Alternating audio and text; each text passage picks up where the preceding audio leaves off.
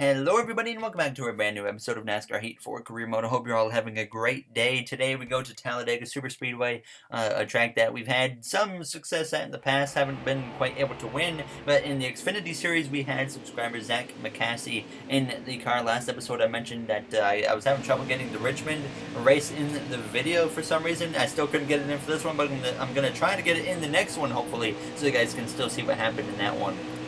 But Zach McCaskey started at the back of the field because obviously it is a plate track and it's basically impossible to qualify at plate tracks, unfortunately. But sure enough, he would work his way through the field as he came through. Now this was past midway point of the race, and he had gotten almost towards the midfield as he was just slowly climbing his way forwards. Our car is now pretty fast, still not quite fast enough, and that would show because he just couldn't quite get towards like a top 10 position now as he was on the final lap at this point, looking to the right hand side of Noah Gragson. A little bit of banging there on doors as it came through to cross the line, so Zach McCaskey would just barely edge out Noah Gragson for the 15th position here in Talladega. So our team definitely getting stronger, but I don't know if we're going to quite have what we need to get into the playoffs after a very slow start to the season with our under-powered car. But we would cross the line in qualifying for the Cup Series and go with a 49.1 and go P40. So we tie our best qualifying effort ever here at Talladega Superspeedway, so that's something to build off of. So let's see though what we can do in Talladega with Ty Dillon on the pole.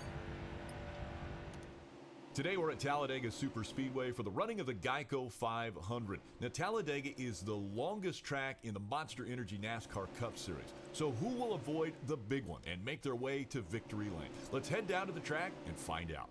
All right, thank you, Rick Allen. We're ready to go green here for the Geico 500 at Talladega Superspeedway. Eric Jones is a friend, so they'll race us cleanly, and so will Clint Boyer, who is our teammate. But there you see the pole sitter of Ty Dillon sent to the back of the field after failing pre-race inspection. So that was very short-lived for him, but we're getting ready to go green here on this inside lane due to Ty Dillon being sent to the back now as we're ready to go green here at Talladega Superspeedway. Now as the green flag is out, and we are underway here in Talladega behind the 52 of Cody Ware. Should mention that Kyle Larson in this episode no longer a rival, so that's certainly going to be very helpful, as I guess we've raced him clean enough recently in the last couple races, or maybe I was very surprised because obviously we've gotten into him very recently, so maybe it's a setting or something where they turn off rivals for plate tracks, but very unlikely. I'm pretty sure we have successfully gotten rid of Kyle Larson as a rival finally now as we go down this back straightaway for the first time here in Talladega, hoping that we can have a very solid race. I actually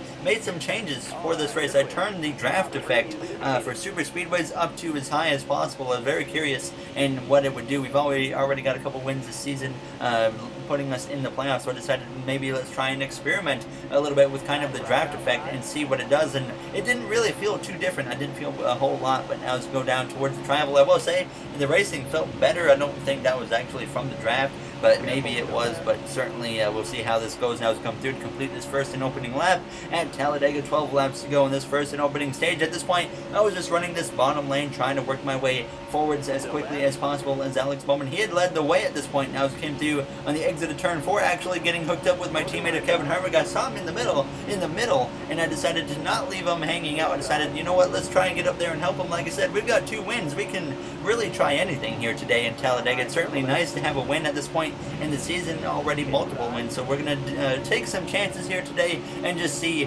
what we can do.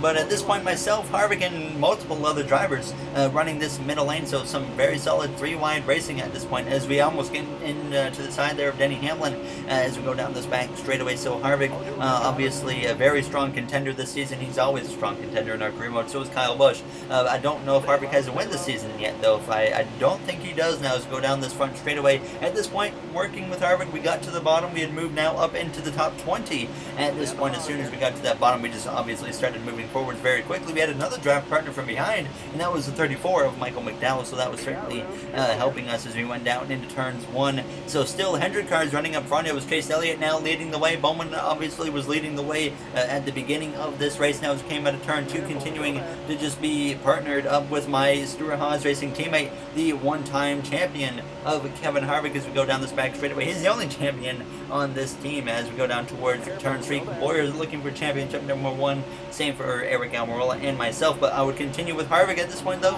On lap 9 of 13, 5 to go on the stage, we'd actually moved up to the top, and then he got sideways, actually, going down into turn 1. He saw his car just kind of slipping back and forth, so I actually ended up passing him because I felt like if I just followed him up there, I was probably going to get into the back of him and spin him out and probably cause a big crash. Certainly don't want to do that, so sure enough, he would get in to the battle now with William Byron and Matt Benedetto once again up the middle here as we push to 24 through the center of the corner and on the exit of turn 2. Some very strong competitive racing here in the first stage. Like, we don't usually see this at play tracks, at least from my experience so far in the career mode, so I was very happy to see all this 3-wide racing. I was going up in the middle a lot more, and it was certainly producing a very solid result here as we came through, approaching the final laps now of this first and opening stage in Talladega. At this point, 2 to go, being stuck on this outside kind of middle lane that we were in now on the outside because we don't have any cars on our right side, obviously, except for Michael McDowell.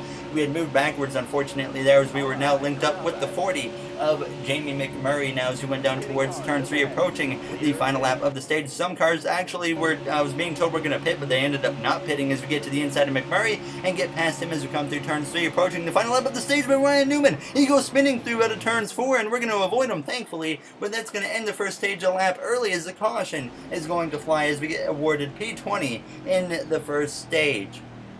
Ryan Newman must have blown a tire or something because he just went spinning out of nowhere. I actually went to the right-hand side of the track, and then sure enough, Newman went to the right-hand side of the track because there was no cars on his right-hand side, so obviously I had to get back to the left, and thankfully we avoided that, and now obviously we get ready to go green here for the start of the second stage now from P19 as we did gain 1 position after all that now as once again we are underway behind the 88 of Alex Bowman.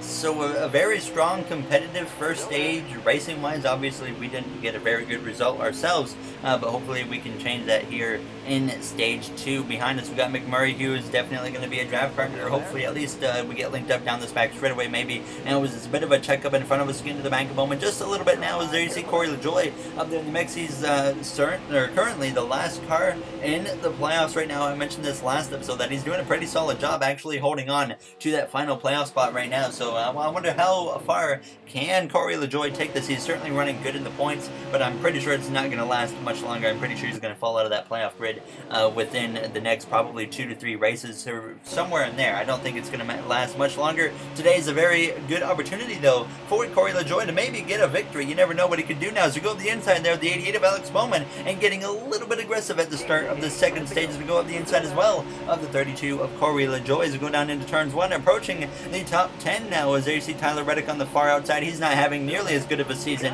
as he was last time in his rookie season now, as we would actually get linked up with Kyle Busch at the end of the second stage. As you had seen me now jump back up to the outside, and I had continued driving or running with Kyle Busch at this point. As we went down towards turns 1, there was a bit of a checkup from the 18, and then the 3 of Austin Dillon. It was a draft partner from behind hit me, so I decided to move to the right-hand side, and now we got Austin Dillon pushing me through the center of the corner as we exit turn 2, heading down this back straightaway 3 wide here. Benedetto in front of us, side by side with Chase Elliott, but on the inside we got Kyle Busch and the 8 of Daniel Hemrick now as we get to the back of Chase Elliott, trying to get clear of Kyle Busch, but couldn't quite make it happen. As we went down into turn 3, McMurray went way to the right. I thought he had blown a tire for a moment. It was going to go into the wall. Yeah, I certainly had a bit of a habit of just kind of swiping across the track here as we go through the middle, threading the needle between the 9 and the 40. We're going to go up the middle between the 13 and the 95 now and get all the way to the back of the 32 of Corey LaJoie, and then I have to back out of it now. And once again, we will get stuck in the middle of a 3 wide after following Corey LaJoie as you go down into turns 3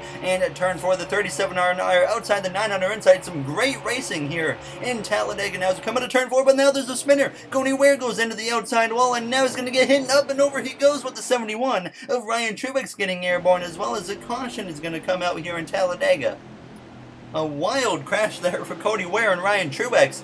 Certainly didn't see that one coming as the 71 just drove right under Cody Ware, and then the car behind Truex or something drove under him. So that was certainly a bit of a weird crash, but obviously doesn't affect us at all now as the green flag is back up. Only 4 laps to go at this point here in the second stage. Elliott gets hung out all the way on the top, and I decided to be a little bit generous. I said, you know what, Chase, I'll let you in on this lane right here so he doesn't get sent probably back to 30th place, being stuck on that far outside, and I kind of hurt my own restart doing that. And then the 9 actually kind of abandoned the 95, and then I had a huge run, so I decided, you know what, I'm just going to go up the middle between the 9 and the 13, and as Kyle Busch had linked up to my back bumper, and we were flying now as we're going to go up the middle there between the 32 and the 66 as we come through to cross the line with 3 to go on the stage. But once again getting slowed up behind the 24 this time of William Byron into the corner. But we would continue in about 5th, 6th place around there as we had actually made some 3-wide moves once again up between the 66 of Joey Gase. Everybody you can think of were going in between the 3 wides, and now sure enough come to the final lap, though being kind of stuck on this outside, it kind of sent me backwards once again, and sure enough Kyle Busch, though with draft partner, gets once again to my back bumper. I decided to go all the way up towards the wall because I knew Kyle Busch would push me. So now as we exit turn 2 there, you see Kyle Larson on our inside. Thankfully he's not a rival anymore, otherwise he'd probably just try to cause a big one. Now as he pushes the 13 down the back straightaway, trying to get to the outside of him, 3 wide once again as we go down into turns 3 here for the final lap. In the second stage, Jimmy Johnson actually leading the way, looking for his first stage victory, I think, of this career mode. I don't think Jimmy Johnson's ever won a stage in our career mode. Now as we exit turn 4, Kyle Busch behind me, he's got help from Ryan Preece, and sure enough he's going to push us down in towards the triangle. And actually, sorry, that's Chris Buescher behind Kyle Busch. Now as Jimmy Johnson, though, will come through to win stage 2 as we cross the line to get P11 here in the second stage. But some great Talladega racing so far today. Definitely the best Talladega race I've had in NASCAR Heat 4 so far. So let's hope that the final stage here produces the same type of racing as obviously we would once again come to pit road for 2 cans fuel, 4 tires, and get ready to go green here from the 11th position. Jimmy Johnson with the stage victory, a playoff point for him if he can fight his way into the playoffs. Now as the third and final stage is underway here at Talladega Superspeedway. Behind us we got Kyle Busch on the right hand side. It is Kyle Larson in the 42 right on our right rear, and so is Ty Dillon, as Larson's actually going to take it 3 wide as Kyle Busch behind us had a terrible restart, so not good for him as Jimmy Johnson out front here in Talladega. Can he get his first win of our career mode? He just got his first stage win, I believe, of our career, so now obviously he's looking for his first ever victory in our career mode. Obviously he has been stuck at the same amount of poles and the same amount of wins since we started the Cup Series. Now as we go down this back straightaway, as if you guys maybe are new to the series, I do keep track of the driver's statistics. So we know Kyle Busch behind us right now, I believe, has 63 career wins actually at the moment of recording this race. Now as we came through turns 3 and out of turns 4 on that far outside lane, not going very well. The 32 of LaJoie stuck in the middle. Jimmy Johnson has lost the lead here on this opening lap of the third and final stages. We're going to go to the outside here, Brendan Gaughan, and get to the outside of him. I saw Jimmy Johnson all the way up there by himself. I decided, you know what, let's see if we can get up here and maybe help that 48 as we go down towards turns 1, as obviously we have the 2 wins. We're locked into the playoffs. If we can help some other drivers, why not try and do that? So I was certainly interested in helping Jimmy Johnson, maybe even get him a victory if possible here today at Talladega, although that's certainly unlikely to happen. But Kyle Busch came through to pass me on the inside. Martin Truex Jr. had now gotten up my inside, as well as behind us we had Alex Bowman, who are working currently with 2 Hendrick drivers, so maybe they could be our teammates one day. You never know in this career mode. Now as we come through turns 3 and turns 4, I can definitely say that they likely won't be teammates next season. I kind of have plans that's being worked out in our contract for what's going to happen next season, which will be talked about a little bit later down the line in this season, with a little bit of a career mode announcement for the Coca-Cola 600 weekend event coming up as well. That will probably be in the next episode. Now as we come through out of turns 4, there you see us back on the inside. We had gotten disconnected from Jimmy Johnson at this point, still had Alex Bowman behind us helping us out, but obviously getting up towards the top 5 position is Brendan Gaughan, though he was able to clear me. Bowman continuing to push us down the straightaway as we come through the cross line. Only 14 laps remaining at this point, and unfortunately when I moved up to the top there, Bowman was actually able to get back to my inside, and we had fallen back once again down to P10, pushing Martin Truex Jr. here through turns 3 and turns 4. Behind us they're going 3, 4 wide, whatever.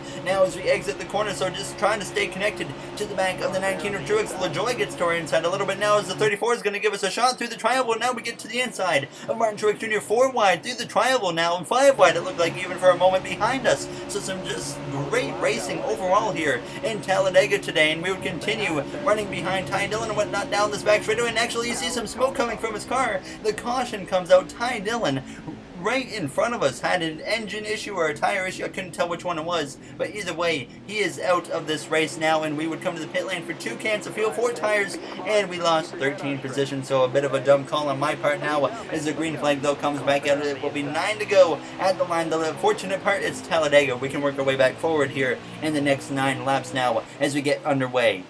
Jimmy Johnson just in front of us. I was mentioning earlier I would love to give Jimmy Johnson some help, so you're certainly going to see me maybe try and help him out here within these final laps, at least to the point where it's go time in the final 2 or so. Now as we go through turns 1 and turns 2 on this outside lane, we went absolutely nowhere, so obviously I cannot stand restarting on the outside at a plate track. It just stacks up so much. Sometimes the inside does stack up quite a bit, but usually it is this outside lane, and obviously there you see the 48 of Jimmy Johnson on this outside lane with me, but he looks like he's going to go 3 wide out the middle between Paul Menard and whatnot, so I would follow him there, and then we would eventually drift back to get to the inside lane now as we came through out of turns 4. This time, lap 42 of 47, we would continue running behind that 48. There really wasn't anywhere to go because everyone was just so condensed right here that we came through now on lap 45, just 3 to go in this race. Now up into P21, now is just everyone kind of had this bottom lane covered, so it was making it very hard, so now we were on just 2 laps to go, approaching the final lap here in Talladega as we went down into turn 3. The 43 of Bubba Wallace blows a tire in front of the field, and up in front of Kyle Busch he goes as well as into the wall. The caution comes out approaching the final lap, and this is going to set us up for overtime here in Talladega. The one problem is we're going to be restarting on the outside lane here for overtime, so obviously that's pretty much going to write us off as a chance for winning. But we're going to get very aggressive here and see what we can do now as overtime is underway. Well, we have an underdog victory in the plate races we've done so far in our career mode. I think we've done, 5 now, at least in the Cup Series. We've had probably 3 or 4 underdog winners. Obviously, most recently in the Daytona 500 this season, Landon Castle won. Last Daytona 500 in our career mode, it was the 47 of Ryan Preece winning that one. Now, as we're going to get very aggressive on the start, I saw a bit of a checkup in front of us, so I decided to risk it and go to the top because I saw Kyle Larson up there as well. And now McMurray, he jumps up there, so this could actually help us here as we go down this back straightaway. If we can get clear of the 37, or if the 37 gets clear of Bowman, then we will definitely be happy with that. And sure enough, thankfully, Buescher gets clear now as we're going to push McMurray through the center of the corner now as we're going to go 4 wide here between the 88, the 40, and the 42. Keselowski pushing from behind as we exit turn 4. Certainly good to have a draft partner as we approach this final lap here at Talladega. Jimmy Johnson up ahead in that middle lane as well. Eric Jones on my left rear has actually, I think, gotten to my left rear a little bit, and he actually gave me a little bit of a side draft, and that pulled me back a little bit as we start this final lap here in Talladega. As we go down into turns 1, Michael McDowell actually leading the way, but Kyle Busch is in P2 now up his inside as we go down through turns 1 and turns 2. So Kyle Busch now to the front as we exit the corner, heading down this back straightaway for the final time here as we've got so many cars up the middle and the 3 wide. In front of us, it's Truex as we're going to try and thread the needle once again. 4 wide now for the second time here within the last lap as we go down into turn 3 on the outside of Bowman, and our speed certainly gets pulled back once again. Jimmy Johnson on the far outside through turns 3 and turns 4 for the final time here in Talladega, and it's Kyle Busch leading the way as we go down this front straightaway. Truex pushing from behind as we go down into the tri-oval for the final time, but it's Kyle Busch who is going to come through to win here in Talladega Superspeedway as we're going to cross the line just in front of Corey LaJoie to finish in the 12th position. So not even a top 10. We didn't even get a stage point, I don't think, here today in Talladega, but we were very close to having an underdog winner. Daniel Hemrick was up there. Michael McDowell was up there as well. But Kyle Busch keeps someone like that from getting a playoff lock, as Kyle Busch already has 4 wins on the season. After the race, I said we kept getting put on top and had a hard time moving forwards, as it was pretty straightforward for us there.